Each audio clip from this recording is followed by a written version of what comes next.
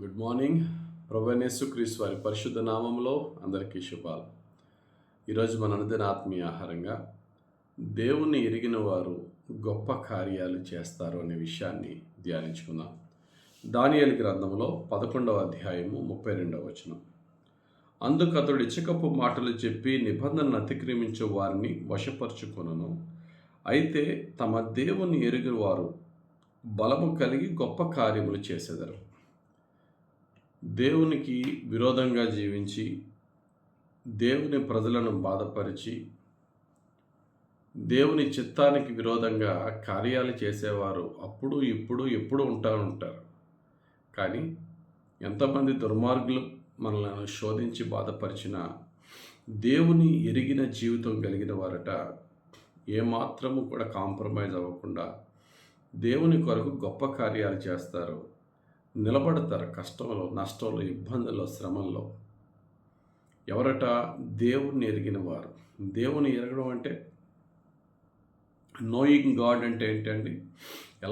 ఎలాగా దేవుణ్ణి ఎరిగిన వారమై ఉండాలి? యెహోవా ఉత్తముడని రుచి చూచి తెలుసుకున్న వారమై ఉండాలి.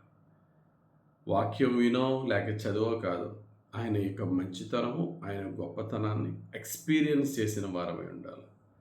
బహుశా మనం అందరము కూడా అనేక మార్లు దేవుణ్ణి ఎరిగిన వారమై దేవుని యొక్క గొప్పతనాన్ని, దేవుని యొక్క సత్యాన్ని మనం అనుభవించిన వారమే. కాకపోతే మనలో ఉన్న బలహీనత ఏంటంటే, ఎన్నిసార్లు ఆయన ప్రభావ మహిమను మన జీవితంలో అనుభవించినా మరలా కొత్తగా ఏదైనా సమస్య వస్తే మరలా ఎప్పుడు ఏ విధమైనటువంటి దేవుని యొక్క శక్తిని అనుభవించిన వారు ఎలా భయపడతారో అలా భయపడిపోవడం అనేది మన యొక్క బలహీనత. దేవునిలో మనం ఎదుగుతున్నాము అంటే ఆ యొక్క స్పిరిచువల్ మెచ్యూరిటీ అనేది, ఆత్మ సంబంధమైన పరిపక్వత అనేది ఎప్పుడు కనబడుతుంది అంటే, శ్రమ వచ్చినప్పుడే మన విశ్వాసానికి పరీక్ష. ఉదాహరణకి దేవుణ్ణి ప్రాక్టికల్గా రుచి చూచి తెలుసుకోక ముందు, తెలుసుకున్న తర్వాత, సత్యాన్ని సంపూర్ణంగా ఎరగక మునుపు ఎరిగిన తర్వాత పేతురు గారిలో ఉన్న డిఫరెన్స్ చూడండి. యేసు ప్రభు శిలువ సమయంలో పేతురు గారు అక్కడ ఉన్నారండి. గొలగొతా కొండ మీద యేసయ్య శిలువ మీద వేలాడుతున్నప్పుడు, నీ ప్రాణానికి నా ప్రాణం పెడతారన్న పేతురు ఎక్కడా కనబడకుండా పారిపోయాడు, ఆయన భయపడిపోయాడు. కానీ యేసు ప్రభు మరణ, సమాధి, పునరుద్ధాన తర్వాత, ఆరోహణం తర్వాత ఆయన పరిశుద్ధాత్మను పొందుకున్న పేతురు ఆ శిలువకు ఎన్నడూ భయపడలేదు. శిలువ వేసి చంపుతానంటే నన్ను తలకిందులుగా శిలువ వేసి చంపండి అని ప్రభు కొరకు ప్రాణం పెట్టినట్టుగా పేతురు గారి జీవితంలో చరిత్ర చెప్తుంది. అంటే ఇక డిఫరెన్స్ ఏంటి? ఒకప్పుడు శిలువకు ఆయన్ని సిలువ వేయకపోయినా ప్రభువుని సిలువ వేస్తున్నప్పుడు భయపడిపోయి పారిపోయిన పేతురు తన్ను తాను సిలువ వేయబడ్డానికి కూడా ఆయన ఏమాత్రము కూడా వెనుకడని విధముగా ఉన్నాడు. అంటే మధ్యలో ఏం జరిగిందండి? He tasted the goodness and the greatness of God. దేవుని మంచితనాన్ని, దేవుని గొప్పతనాన్ని అతడు విని కాదు, చూసి కాదు, అనుభవించి తెలుసుకున్నాడు. మన జీవితంలో కూడా దేవుని ఎరిగిన ఎక్స్పీరియన్స్ మనకుంటే మనం బలమైన కార్యాలు చేయగలం, శోధనల మధ్య ధైర్యంగా నిలబడగలం, ఇబ్బందుల్లో నిలబడగలం. దావీదు దేవుని ఎరిగినవాడు కనుకనే గొలియాతుని చూచి ఏమీ భయపడలేదు. అందరూ భయపడ్డారు అతని పర్సనాలిటీని చూచి, దావీదు భయపడలేదు. ఎందుకంటే దేవుని ఎరిగినవాడు కనుక. దేవుని ఎరిగినవాడు వేరు, దేవుని తెలుసుకున్నవారు వేరు. అక్కడ చాలామంది ఉన్నారు దేవుని తెలుసుకున్నవారు. కానీ దావీదు దేవుని రుచి చూచి ఎరిగినవాడు.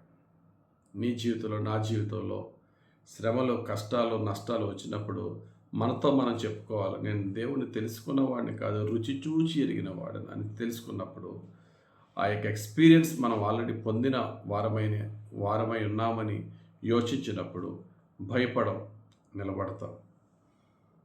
ఫిలిష్తీయులతో యుద్ధానికి వెళ్తున్నప్పుడు యోనాతాను తన ఆయుధాలు మోసేవాడితో అంటాడు, మన దేవుడిని యెహోవా గొప్పవారితోనూ కొద్దివారితోనూ కూడా విజయం ఇవ్వగలడు కనుక భయమెందుకు, 10 అటాక్ అంటాడు సమూయేలు 1 గ్రంథం 14:6.